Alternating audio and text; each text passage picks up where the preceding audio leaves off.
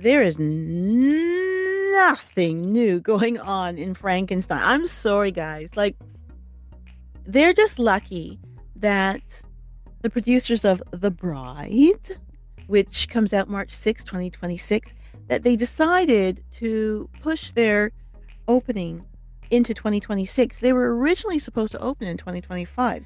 Imagine two Frankenstein movies, and one of them is fresh and exciting, and the other one looks like it was made in 1932, right? So they should be like giving half of their proceeds to the people at The Bride because they gave them the chance to get the nominations. Welcome to CooLife Podcast, brought to you by therealthingdating.com. www.therealthingdating.com.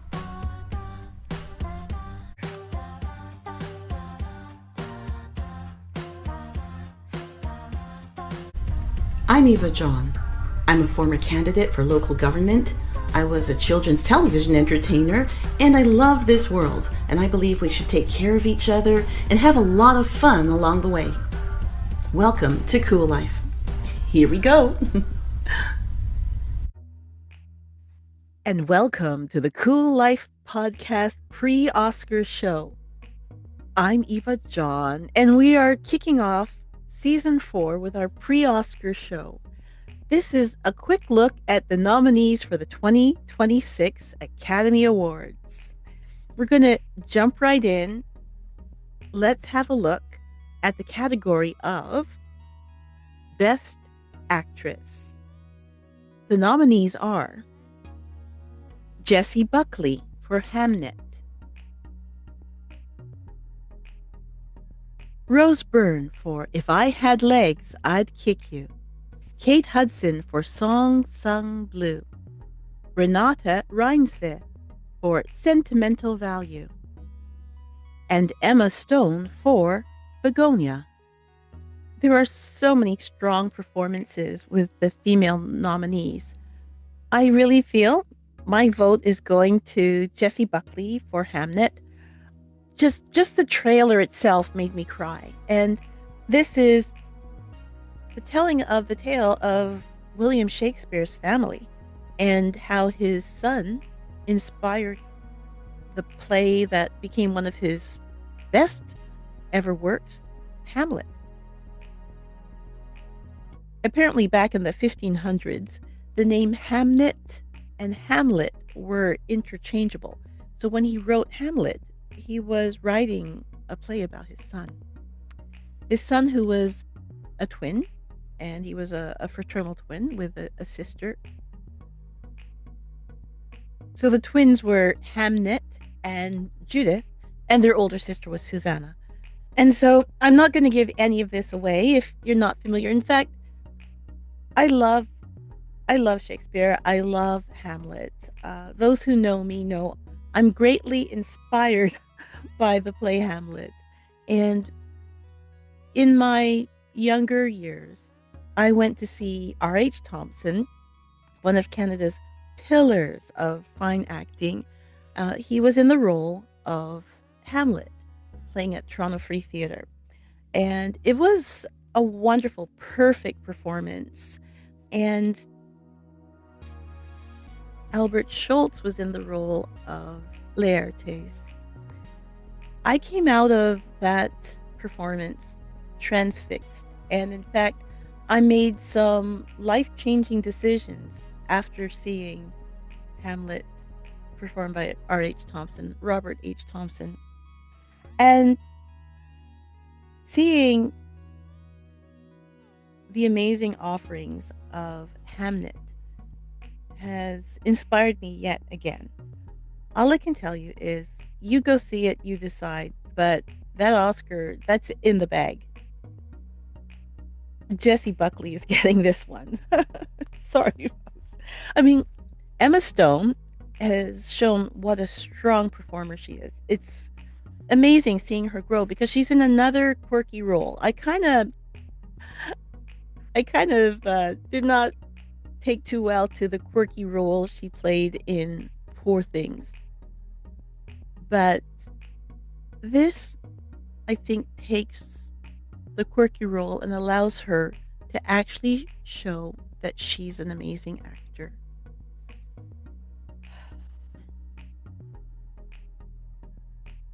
I know it's my preference to say actor, not actress, but we were doing so much better back in the 80s when we decided that the role of any performer should just be acknowledged as that performer, not identifying their gender. So, I'll get off my soapbox about this, but Emma Stone, thank you for giving a good performance in Quirky. Loved it. You're not going to win because Jessie Buckley's going to win. No one else is going to win. Just go home, ladies. I'm sorry. If I'm wrong, then I'm wrong. I'll eat my hat. I don't know. Rose Byrne does some amazing work in If I Had Legs, I'd Kick You. It's an exhausting reminder that being a mother has its demands to the point that there's basically no difference between being a mother who has a husband and being a mother who doesn't have a husband, who is a single mother, because the demands and expectations of her, even from her own husband, who isn't really there for her in this film, in this story. It's nice to see it's an unglamorized version of motherhood where she is not expected to be the super mom that was invented back in the 80s, yet she is expected to come through each and every time through every problem, and we get to examine all of her problems and her isolation through those problems. Amazing work. She's not going to win because Jessie Buckley's got this one. Jessie Buckley, from me to you, enjoy your Oscar. Let's move on to the men. Special mention to Kate Hudson in Song Sung Blue. She's playing a real person. She's playing the other half of a Neil Diamond interpretation musical team. And it's a really heartwarming story. And it's a story to remind you that no matter what your circumstances are, love is always the champion, and love makes you a hero. So, a celebration of love. It's really heartwarming. If you're not familiar with the story, I don't want to give anything away. The stories, I think that this year, the writing is better. The writing is king this year, let me tell you, in all of the Oscar nominees, and you're going to love every scrap of it if you haven't seen it yet. But Julie Buckley, enjoy your Oscar from me to you. You're getting that Oscar, I'm telling you. Moving on, folks, let's talk about the men. And so the nominees for Best Actor are Timothée Chalamet, Marty Supreme, Leonardo DiCaprio, One Battle After Another, Ethan Hawke for Blue Moon, Michael B. Jordan for Sinners, and Wagner Moura, The Secret Agent. It's a real treat to see the performances from the men who are nominated in this category for Best Actor. Already, my vote is, and not just my vote, but what I really do believe that the Oscar is going to go to Timothée Chalamet. And talk about a stacked deck, really. Ethan Hawke, Michael B. Jordan, Leonardo DiCaprio, and there's little old Timothée Chalamet, and he's amazing. He's fantastic, but he doesn't have the history and the experience of the other actors in his category. And so I think that he has enough confidence as a performer. I think he's had enough amazing experiences as a performer to know that he's deserving. He definitely is. Timothy, go get your Oscar. As much as I think the Academy Awards definitely owes a lot to Leonardo DiCaprio, like, what's going on, guys? Like, we love him, don't we? But I think that Timothée Chalamet has been bringing such a depth to all of his performances that I think they're going to reward him. And I just think that he's going to just start stacking, packing, and racking up the Oscars from here on out. And I think everyone else just has to clear out of the way. So, Timothy, enjoy your Oscar. Right now, we're taking a break to talk about our sponsors and supporters. We'll be back with more pre-Oscar 2026 on CooLife Podcast.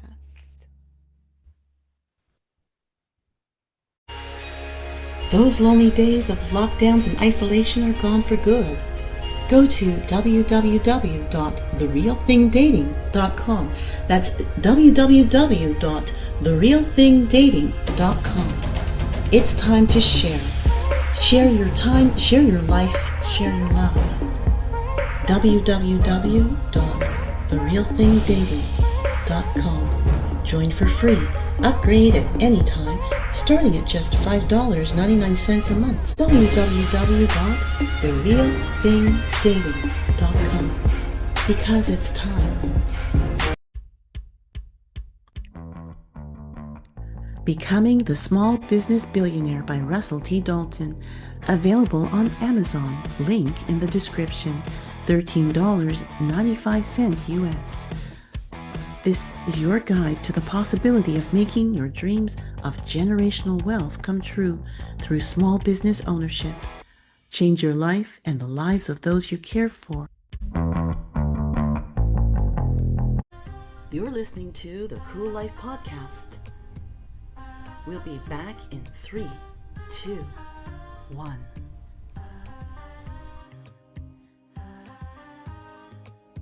And we are back on CooLife Podcast. I'm Eva John, continuing with our 2026 pre-Oscar show. We'll barrel on through now with the nominees for Best Supporting Actress. The nominees are Elle Fanning, Sentimental Value; Inga Ibsdotter Lilias, also for Sentimental Value; Amy Madigan, Weapons; Wunmi Masaku, Sinners; Teyana Taylor, One Battle After Another. This is definitely a tough one. Inge Ibsdotter Lilias, I'm sorry, you're not getting the Oscar, and neither is Elle Fanning. Sorry, I don't feel that people are gravitating to this film about the stress of having a successful director as your father and being isolated from having the loving family unit that they dreamed of. I don't think people are looking at that as a new examination of emotions. And, the fact that it's a film that's primarily in Norwegian. There is, of course, the Swedish dialect that's being used by Stellan Skarsgård. He's speaking, what is it called, simple Swedish, or a basic Swedish dialect, which they call Rikssvenska, of course. And it's like, what? Oh, he's speaking Rikssvenska, and they're speaking Norwegian. Oh, okay. I feel that if that's not alienating enough, then the fact that there's a monumental drabness to the film that reminds me a little bit of the Woody Allen film Interiors from about 100 years ago. I don't know if we're allowed to say Woody Allen's name anymore. I don't know. But at the time, I loved the message of Interiors. But a lot of people were tripped up by the drabness and the dryness of letting the atmosphere carry the film rather than the actors. And I think that's what's happening here. the atmosphere, the heaviness of a life of disappointment is expected to carry this film more so than the actual performances. That's my interpretation of it. And that's why you guys are not getting an Oscar, even though you've got the double nomination. So sorry. But who's getting the Oscar for Best Supporting Actress? Amy Madigan. Yeah, that's what I think. Okay, Oscar owes her, but she really comes through with something solid. Wunmi Mosaku is also a very strong contender. I think it's kind of a toss-up between the two of them, but I think Amy Madigan is owed. She's owed, so I think she's going to be collecting Oscar night. And for the category of Best Supporting Actor, the nominees are Benicio del Toro, One Battle After Another; Jacob Elordi, Frankenstein. Okay, Frankenstein, but Frankenstein. Delroy Lindo, Sinners; Sean Penn, One Battle After Another; Stellan Skarsgård, Sentimental Value. Oh my goodness, what a packed field of amazing performers. I think Stellan Skarsgård, who doesn't love Stellan Skarsgård? But he's not going to win. You're not going to win, Stellan. I'm sorry. This isn't the film for it. I just feel that the weighty, heavy drabness of this one-note emotion being dragged out through a whole movie. It's not working. It's not happening. And that's not what you get an Oscar for. Sorry. I feel Benicio del Toro, I feel that he might get it. He's really perfected his performances. He has this down to a science. And he always makes you look twice. He does. He's got something where even though you say, okay, didn't he bring this same kind of, I'm going to be spontaneous and give you this unexpected emoting without emoting. He's only gotten better at it. And I think he's going to get rewarded for it. Jacob Elordi in Frankenstein, there is nothing new going on in Frankenstein. I'm sorry, guys. They're just lucky that the producers of The Bride, which comes out March 6, 2026, that they decided to push their opening into 2026. They were originally supposed to open in 2025. Imagine 2 Frankenstein movies, and one of them is fresh and exciting, and the other one looks like it was made in 1932. Right? So they should be giving half of their proceeds to the people at The Bride because they gave them the chance to get the nominations. Frankenstein, it's really well done. It is. It's really well done. And the performances are really good. They are. But there's nothing riveting there. There's nothing exciting there. It is a tale as old as time. And I don't think that's enough. Not this year. So Benicio, enjoy your Oscar. From me to you. Yet again. We're taking a break to talk about our sponsors and supporters. We'll be back with more pre-Oscar talk on CooLife Podcast.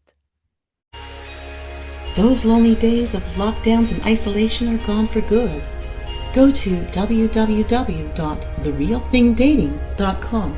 That's www.therealthingdating.com. It's time to share. Share your time, share your life, share your love. www.therealthingdating.com. Join for free. Upgrade at any time, starting at just $5.99 a month. www.therealthingdating.com. because it's time. Becoming the Small Business Billionaire by Russell T. Dalton. Available on Amazon. Link in the description. $13.95 US. This is your guide to the possibility of making your dreams of generational wealth come true through small business ownership. Change your life and the lives of those you care for.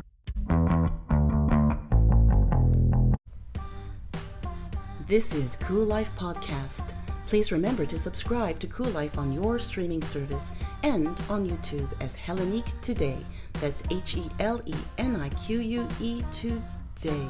Because that helps us to bring more cool stuff to your ears.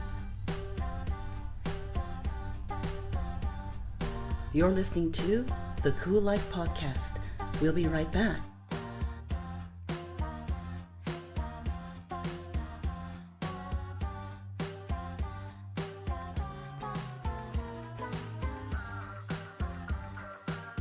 And we are back on CooLife Podcast. I'm Eva John, and we are continuing with our look at the Oscar nominations 2026. We're going to just keep on going with Best Original Song. Best Original Song.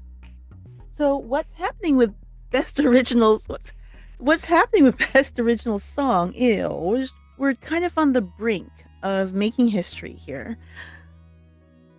You'll see with the nominees. The nominees for Best Original Song are Dear Me, Golden, I Lied to You, Sweet Dreams of Joy, and Train Dreams. The music is all amazing. In my heart, I would like to see Train Dreams win. Okay? Anything that Nick Cave does, even if I don't think I like it at first, then what happens is over time, I love it. I end up hearing it while I'm like chopping up peppers or something. And I'm like, okay, I'm craving to hear that music again. So I love anything he does, just sooner or later, it just really gets inside me and I love it. But Diane Warren, come on, guys. She's making a record here. And when I say a record, she's been nominated 17 times for an Academy Award. She is a phenomenal songwriter. She has so many hits. Her hits have hits.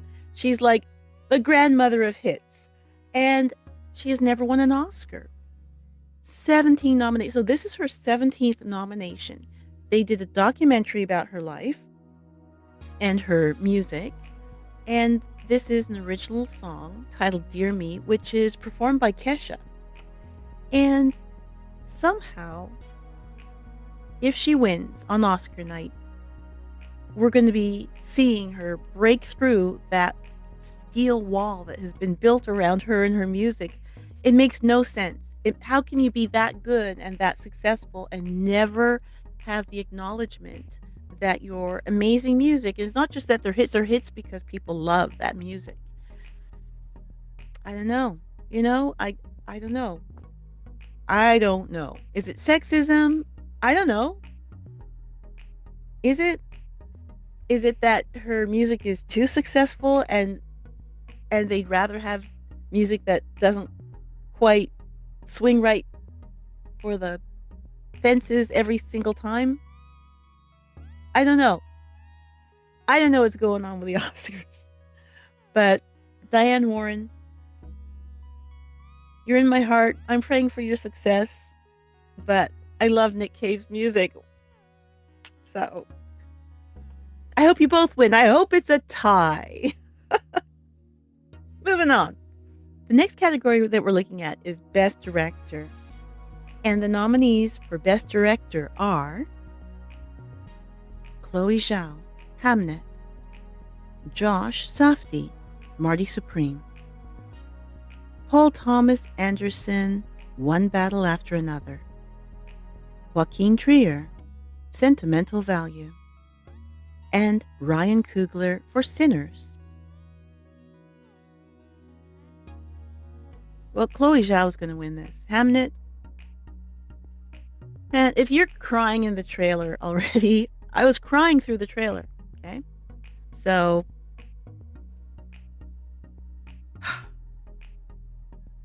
but the film is beautiful. It's amazing.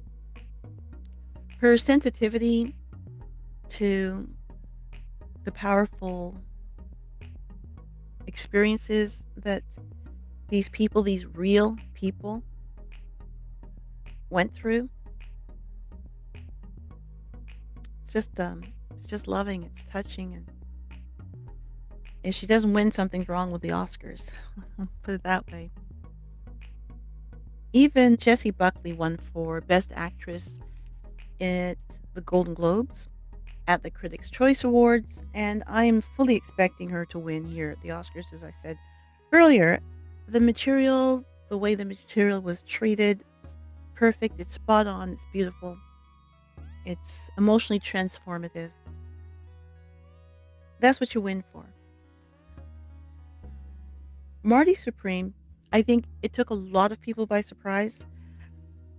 I think if Hamnet hadn't been made this year, then Marty Supreme would take it for Best Director. So that's Josh Safdie. But Josh, sorry, you're not going to win this year because you're up against Hamnet. Okay? So Chloe Zhao, enjoy your Oscar. Moving on to Best Picture for the Academy Awards 2026. The nominees for Best Picture are Begonia, F1, Frankenstein, Hamnet, Marty Supreme, One Battle After Another, The Secret Agent, Sentimental Value, Sinners, We've been going long. Train Dreams. That's 10 nominees. But to my way of thinking, there are really only 4 that are up against each other. That would be Begonia, Sinners, Marty Supreme, and Hamnet. Of those 4, because I really feel they have captured the true spirit of Oscar this year, for films that just go and take you all the way to an emotional extreme, to an emotional summit, take you to the height that is worthy of an Oscar. So my first vote is for Hamnet. It really is. Yes, Hamlet's a part of my personal journey of my life for some reason. However, it is really quite a movie. That's a film and a half right there. I dare you not to cry through Hamnet. I dare you. And there you have it. Some controversies, and I'm going to say it again, Hamnet. The snub. Okay, can we talk about snubs? We're going to talk about some snubs. Paul Mescal, right? Who played William Shakespeare in the film Hamnet, had no nomination this year. No nomination?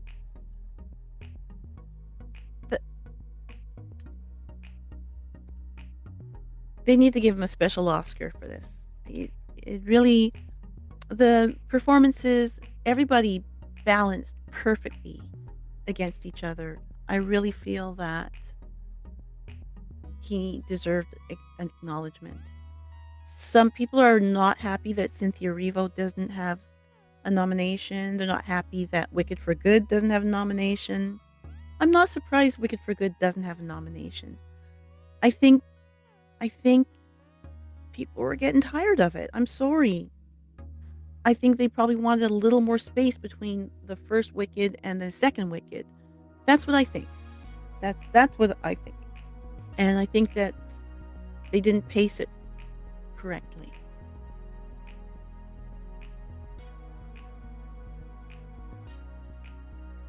So they're being punished for coming out with that successful film just a little too soon.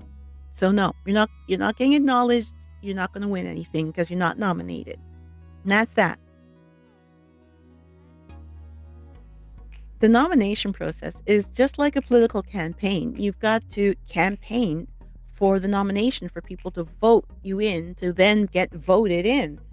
And if you can't get to what is basically the primaries of the, I used an American analogy, the primaries of the voting process for the Oscars. I mean, you guys have money, you've got budget, you've got names. If you didn't get a nomination, it's your own fault. And you let Cynthia Riva down by not pushing enough for a nomination. And that's that. So don't complain. Next time, write a bigger check. Going back to talk about some of the directors here, honorary mention to Paul Thomas Anderson. He really did sink his teeth into One Battle After Another. It's politically charged. It's perfectly cast. It's,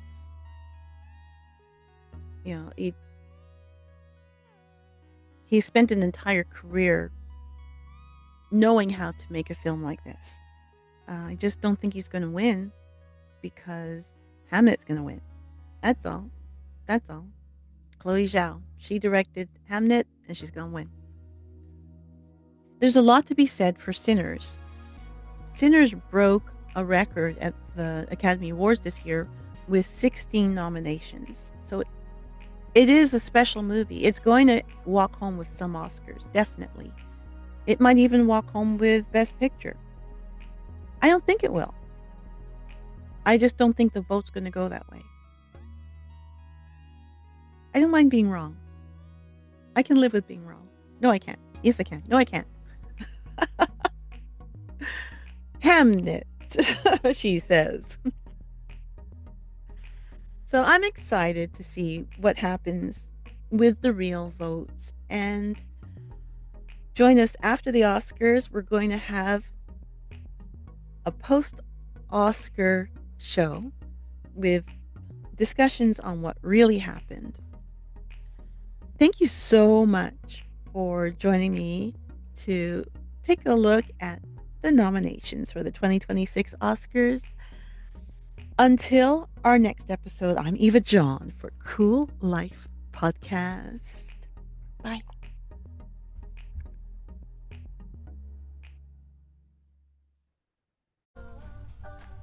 And that was our show. Thank you for listening to the very end. Please remember to subscribe through your streaming service to get more access to our guest interviews.